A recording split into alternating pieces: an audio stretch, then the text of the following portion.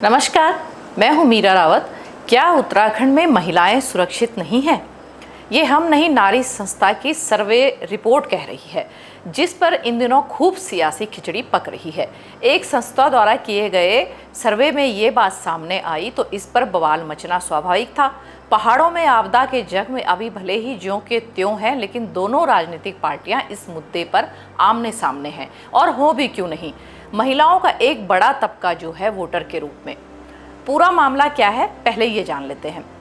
दरअसल में कुछ दिन पूर्व नारी नाम की एक संस्था ने महिलाओं को लेकर एक सर्वे किया, जिसमें अलग अलग राज्यों की महिलाओं की स्थिति को दर्शाया गया था।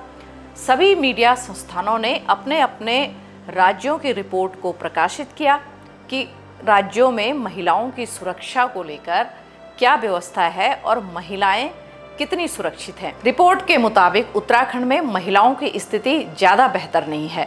खास तौर पर देहरादून में महिलाएं बिल्कुल भी सुरक्षित नहीं है, ये इस रिपोर्ट ने कहा है।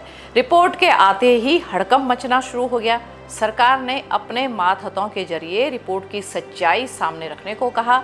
इस मामले में महिला आयोग की अध्यक्ष आगे आई और उन्होंने रिपोर्ट को पूरी तरह से नकार दिया।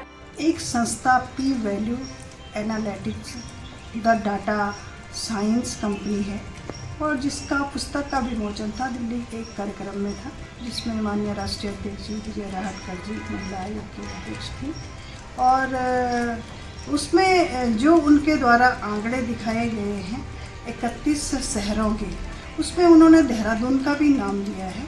और मेरी माननीय राष्ट्रीय अध्यक्ष जी से भी बात हुई है, क्या जैसे जिस तरह से की चर्चा चल रही थी कि NCW की रिपोर्ट है, लेकिन उन्होंने पूरी तरह से इस बात को नकारा है कि राष्ट्रीय महिला आयोग का कोई सर्वे नहीं हुआ है और न ही कोई सरकारी आंकड़े में इस तरह से देहरादून का नाम आया है। और उत्तराखंड राज्य महिला आयोग को इस पूरी तरह से इसे नकारता है और उत्तराखंड राज्य महिला आयोग एक बार उनसे आंकड़े अवश्य लेगा। जो कंपनी के द्वारा जो सर्वे हुआ है उस सर्वे की रिपोर्ट आयोग के द्वारा मांगी जाएगी। और क्योंकि उत्तराखंड सरकार, पुलिस प्रशासन, महिला आयोग पूरी तरह से महिला सुरक्षा के लेकर गंभीर है और कि उनके पास इस तरह का सर्वे उनके पास रहा है, तो उस सर्वे की रिपोर्ट अवश्य हम लोग लेंगे। पुलिस ने भी इस मामले को गंभीरता से लेते हुए सर्वे करने वाली संस्था को नोटिस भेजा है कि उन्होंने किस आधार पर ये रिपोर्ट प्रकाशित की है। देखिए, जो एक प्राइवेट एजेंसी द्वारा कुछ इंस्टीट्यूट के साथ मिलकर एक सर्वे किया गया था, जो विभिन्न सोशल मीडिया प्लेटफॉर्म और हर जगह प्रसारित हो रहा है, और उसमें 31 शहरों का जो कंपैरिजन किया गया था, उसको लेते हुए हमारी टीम ने भी उस पर एनालिसिस किया। और प्रथम दृष्टया ऐसा लगता है कि जो सर्वे था वो किस लोगों पर किया गया, मतलब कहने का है कि किस एज ग्रुप पर किया गया, क्या प्रोफाइल थी, वर्किंग वुमेन थी, कॉलेज गोइंग गर्ल्स थी, सीनियर सिटीजन थे या हाउस वाइफ थी, या किस तरह के टूरिस्ट थे, उन पर किया गया, ये स्पष्ट नहीं है उसमें। और खासकर अगर पुलिसिंग के एस्पेक्ट की बात करें तो दो चीज़ें उसमें महत्वपूर्ण जो बताई गई थी, वो बताई गई कि रोड साइड पर जो हैरेसमेंट होता है विमेन का, वो नेशनल एवरेज 7 है, जबकि देहरादून का 6 बता के बेहतर उसमें बताया गया। साथ ही साथ उसमें बताया गया है कि जो महिलाएं वो 33% देहरादून में संतुष्ट है पुलिस की पेट्रोलिंग और इससे सेंस ऑफ सिक्योरिटी होती है, जबकि जो फर्स्ट शहर दिखाया गया उसमें 11% खाली महिलाओं की संतुष्टि पुलिस पेट्रोलिंग और उससे है। तो कहीं ना कहीं बहुत बड़ा कन्फ्यूजन क्रिएट करता है। और खासकर जिस तरह का सर्वे आया उसका सैंपल किसको टारगेट किया गया है, क्या उसकी फाइंडिंग्स थी, वो एटलीस्ट शेयर इसलिए करना चाहिए कि जिससे कि आगे पुलिसिंग में अगर कोई ज़रूरत है, किस तरह के टारगेट ग्रुप को पुलिसिंग को बेहतर करना उसको किया जाए। और सबसे बड़ी बात है कि जिस तरह का सोशल मीडिया या मीडिया में जिस तरह का नेगेटिव परसेप्शन बनाया गया, उसको कहीं ना कहीं पैनिक ना हो।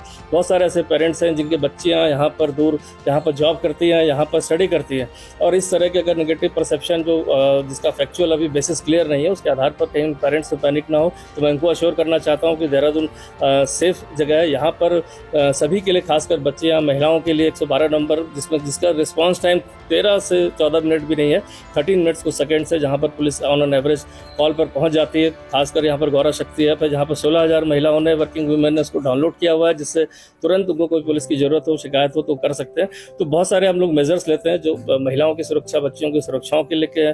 खासकर सीसीटीवी कवरेज को भी इसी जगह जगह लगाया गया। 14,000 से ज़्यादा प्राइवेट सीसीटीवी का गूगल मैपिंग करके हमारे पास है डेटा, जिसपे हम तत्काल अगर हमें कहीं कोई चीज़ देखनी है तो हम देख सकते हैं।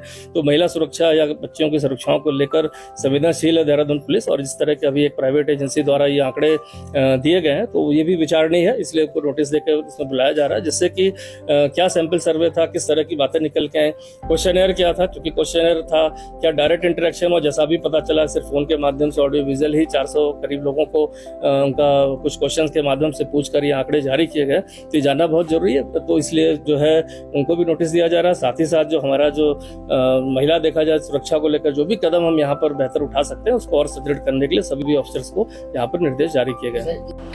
मामले को लपकने में मुख्य विपक्षी दल कांग्रेस ने भी देर नहीं की और महिलाओं की सुरक्षा को लेकर सरकार पर तमाम सवाल दाग दिए, खूब हंगामा किया, प्रदर्शन किया। National annual report and index 2025 की सर्वे रिपोर्ट के मुताबिक देहरादून को देश के 31 शहरों में से सबसे असुरक्षित शहरों की सूची में शामिल किया गया है। रिपोर्ट में देहरादून का स्कोर 60.6% रहा, जो राष्ट्रीय औसत 64.6% से काफी कम है। इस रिपोर्ट में देहरादून का नाम रायपुर, चेन्नई और शिलोंग जैसे शहरों के साथ जोड़ा गया है, जबकि पड़ोसी हिमालयी शहर शिमला ने बेहतर प्रदर्शन करते हुए देश भर में 11वां स्थान हासिल किया है। वहीं नागालैंड की राजधानी कोहिमा सबसे सुरक्षित शहर बनी, जिसका स्कोर 82.9% दर्ज हुआ। रिपोर्ट के मुताबिक देहरादून की सिर्फ 50% महिलाएं शहर को सुरक्षित मानती हैं, जबकि राष्ट्रीय औसत 60% है।